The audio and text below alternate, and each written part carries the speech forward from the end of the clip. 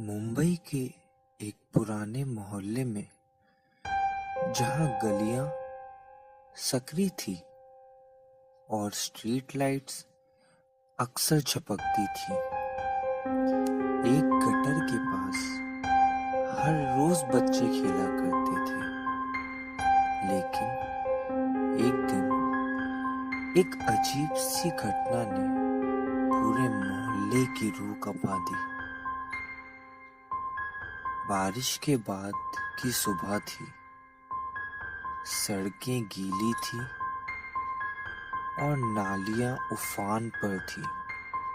तभी एक छोटे बच्चे आरव की नजर उस गटर के पास एक गंदी, फटी हुई लेकिन अजीब सी आकर्षक गुड़िया पर पड़ी।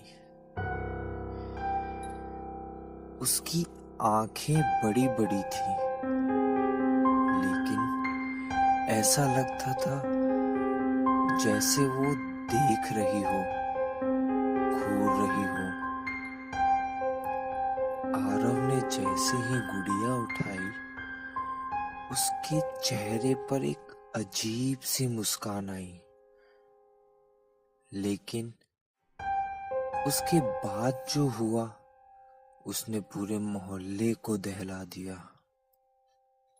पहली रात आरव की माँ ने उसके कमरे से बात करने की आवाज सुनी, लेकिन जब उसने दरवाजा खोला तो आरव अकेला था और गुड़िया उसके ही तकिए पर बैठी थी, उसके चेहरे की ओर मुड़ी हुई। फिर आई दूसरी रात। घर की दीवारों पर काले हाथों के निशान दिखने लगे, पंख अपने आप घूमने लगे, टीवी अपने आप चालू हो जाता और उस गुड़िया की आंखें कभी कभी सफेद हो जाती। फिर आई तीसरी रात। आरव की चीख से मोहल्ला गूंज उठा। वो कांप रहा था, उसकी गर्दन पर खरोंचें थी। उसने कहा, गुड़िया रात को मेरे ऊपर बैठी थी और उसने कहा कि अब मैं उसका हूं। डर के मारे उसके माता पिता ने गुड़िया को वापस गटर में फेंक दिया।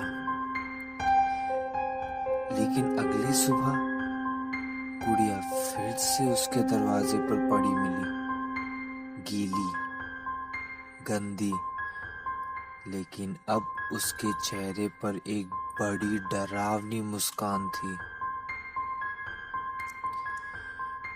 कुछ ही हफ्तों में उस गली में अजीब घटनाएं होने लगी।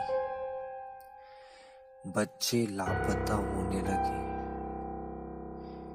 गटर के पास से लोगों ने किसी के रोने और हंसने की आवाजें सुनी। मोहल्ले के एक बूढ़े बाबा ने बताया, ये कोई आम गुड़िया नहीं है, ये उसकी लड़की की आत्मा है जो सालों से पहले यही मरी थी। वो अब खेल नहीं, बदला चाहती है। अंत में पूरे मोहल्ले ने मिलकर पंडित बुलवाया।